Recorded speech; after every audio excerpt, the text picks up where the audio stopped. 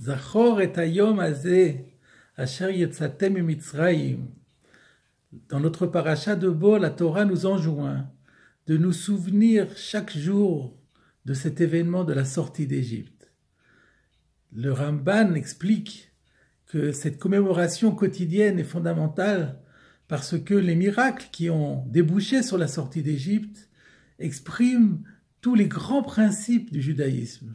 L'existence de Dieu, l'unité de Dieu, sa providence, sa toute-puissance, sa souveraineté absolue.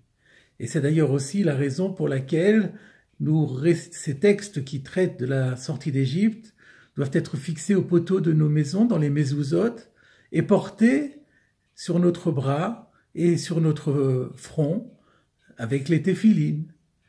Et cette commémoration quotidienne, nous l'accomplissons lorsque nous lisons le 3e paragraphe du Shema. Et chaque année, lorsqu'arrive la nuit de Pessah, la nuit du Seder, nous relisons ce passage de la Haggadah qui nous dit que Benzoma a déduit d'un verset de Devarim, dans la parashat Re'eh, que cette commémoration doit être en fait bi-quotidienne, non seulement dans la Kriyat Shema du matin, mais le 3e paragraphe de la Kriyat Shema du soir.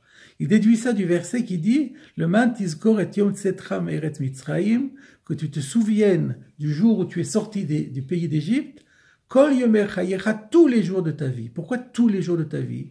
Les jours de ta vie auraient suffi. Les jours de ta vie, c'est pour les jours, et tous les jours de ta vie, c'est la nuit. Et la Haggadah continue en disant « Mais les chachamim, les sages, le collège rabbinique qui était à l'époque contemporain de Benzoma n'était pas d'accord. Et ils avaient une autre interprétation. Le kol, la vilimot HaMashiach, c'est pour dire que même lorsque viendra le Mashiach, bimera beyamenu, on continuera à réciter le Shema avec ces 3 paragraphes et en commémorant la sortie d'Égypte. Mais pas la nuit, seulement le jour. Ce passage de la Haggadah, en réalité, est extrait, c'est une Mishnah qui est à la fin du 1er chapitre du traité Berachot. Et dans le Talmud, page 13b, ou plutôt 12b et 13a, le Talmud rapporte que le débat s'est poursuivi et que Benzoma a apostrophé les Chachamim en leur disant « Mais comment vous pouvez dire que lorsque viendra le Mashiach, on continuera à commémorer la sortie d'Égypte ?» Voilà que dans le prophète Jérémie au chapitre 23, il est dit « On ne dira plus « Vive Hachem qui a fait monter et sortir les enfants d'Israël d'Égypte », on dira « Vive Hachem qui a fait rentrer, monter tous les exilés de tous les pays où je les ai exilés pour qu'ils rejoignent leur patrie. » Donc il y a bien écrit qu'on ne parlera plus de la sortie d'Égypte. Réponse des Chachamim à Benzoma, il ne faut pas comprendre ce verset dans le sens que on ne parlera plus de la sortie d'Égypte, mais simplement que la sortie d'Égypte aura une place secondaire. L'essentiel sera la commémoration du rassemblement des exilés, et la sortie d'Égypte sera secondaire, subsidiaire par rapport à cela. Et on a du mal à comprendre quel est, au fond, le débat qui oppose sur ce point Benzoma et les Chachamim.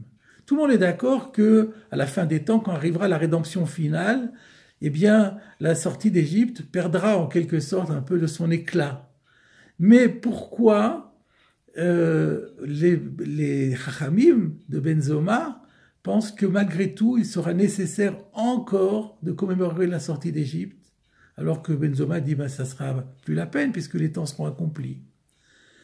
Je voudrais vous citer ici une explication de Rav Goldwirt, qui est un fondateur de la Yeshiva du Kibbutz Yavne, que je cite parfois ici et que j'apprécie énormément pour la profondeur de sa pensée, qui dit qu'en réalité, dans la suite du débat, on trouve la réponse à notre question. Car dans la suite du débat dans le Talmud de Brachot, les Chachamim continuent et illustrent leur théorie par une comparaison ou une analogie. On retrouve la même problématique, disent-ils, avec Yaakov. Dieu dit à Jacob, tu ne t'appelleras plus Yaakov désormais, mais tu porteras le nom de Israël. Et malgré tout, nous voyons que Dieu continue parfois à appeler Yaakov, non pas Israël, mais Yaakov. Ce qui montre bien que lorsqu'on dit tu ne t'appelleras plus, ça ne veut pas dire que tu t'appelleras plus, qu'on ne le dira plus du tout, mais que ça sera simplement une mention qui est un peu secondaire par rapport à l'autre. On comprend d'habitude que c'est simplement un exemple formel, mais en réalité, c'est toute l'explication de la pensée des maîtres opposés à Ben Zoma qui est ainsi exprimée. Yaakov, pourquoi s'appelle-t-il Yaakov? Parce que quand il est né, il tenait le talon de son frère. Et de là est venu son nom de Yaakov. Lorsque l'ange dit à Yaakov, tu ne t'appelleras plus Yaakov, mais tu t'appelleras Israël, Rashi explique les bénédictions que tu as reçues de Isaac et que Esav, ton frère, conteste parce que tu les as obtenues par des subterfuges, par des moyens détournés, eh bien désormais, ils seront reconnus dans toute ta dignité et de façon explicite, de façon publique. Qu'est-ce que cela signifie que Yaakov avait obtenu ces bénédictions de façon détournée? Non pas simplement le subterfuge que sa mère lui avait conseillé de faire pour se présenter chez Yitzhak comme si c'était en prenant la place de Esav. C'est quelque chose qui date de la naissance. On se rappelle le fameux Midrash qui dit que lorsque Rivka était enceinte et qu'elle passait devant des synagogues ou des maisons d'études, elle sentait qu'un des bébés, un des jumeaux qu'elle portait en elle, essayait de sortir, et il s'agissait de Yaakov. En d'autres termes, Yaakov avait les vertus qui étaient les siennes, elles étaient congénitales, elles étaient innées. Et lorsqu'on dit que Yaakov était Yoshev Tam, était Ishtam, Yoshev Ohalim, il fréquentait la maison d'études, mais finalement, il n'avait pas tellement de mérite à cela, car c'était quelque chose pour lequel il était prédestiné. Et ça, c'est la contestation de Esav. Quand on fait les choses facilement, sans effort, parce qu'on a reçu ça en cadeau, c'est contestable. Et c'est pourquoi Yaakov va passer 14 ans à étudier dans la yeshiva de Shem Ve'ever.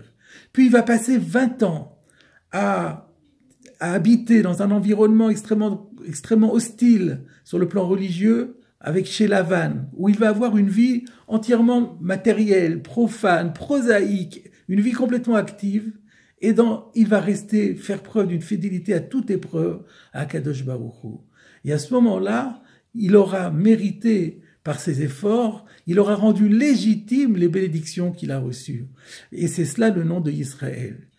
Et Yaakov, néanmoins, va rester, parce que si Yaakov a pu devenir Israël avec tout ce qu'il a acquis, eh bien c'est quand même grâce sur la base, sur le terreau, sur ce fondement qu'il avait reçu, sur lequel il a été prédestiné. Et donc Dieu continuera à l'appeler Yaakov, même s'il est vrai que maintenant, il a vraiment légitimé tous ses acquis matériels, mais surtout spirituels, grâce à son travail. C'est exactement, dit Rav Goldvirt, la même leçon, le même lien qui oppose la sortie d'Égypte avec la rédemption finale. À la sortie d'Égypte, les enfants d'Israël ne méritaient pas de sortir. Il a fallu que Dieu précipitamment les fasse sortir, sinon il aurait été trop tard. Et quelque part, il leur a donné une avance sur salaire en disant ils mériteront a posteriori, en recevant la Torah, le cadeau que je leur fais. Mais quand on reçoit un cadeau, alors il y a toujours une certaine faiblesse. Et c'est pourquoi la délivrance de l'Égypte n'est pas une délivrance définitive, elle va être suivie d'un autre exil.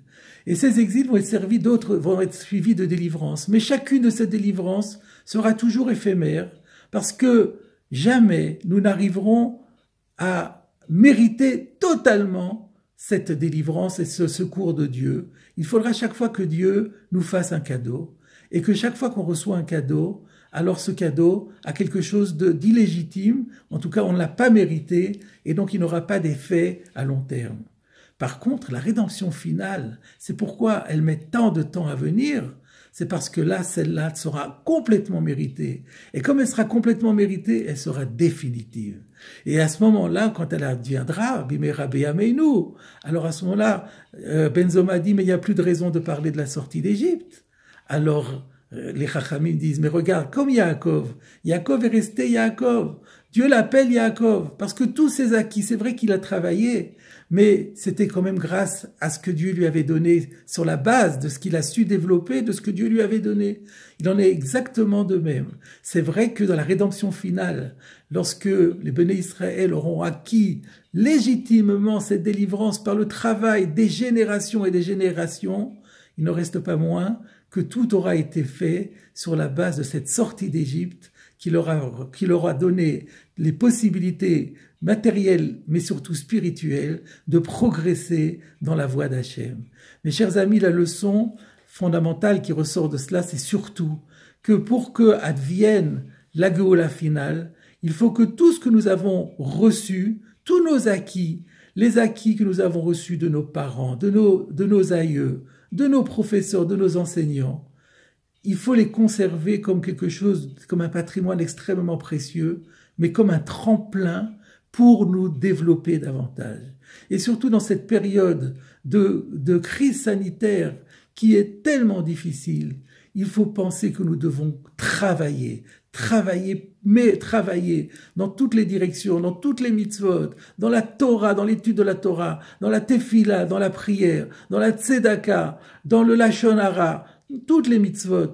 Il ne faut pas se reposer sur nos acquis, il faut travailler, parce que chaque fois qu'on a acquis quelque chose par notre labeur, alors cela est mérité et cela a des effets pour l'éternité. Amen.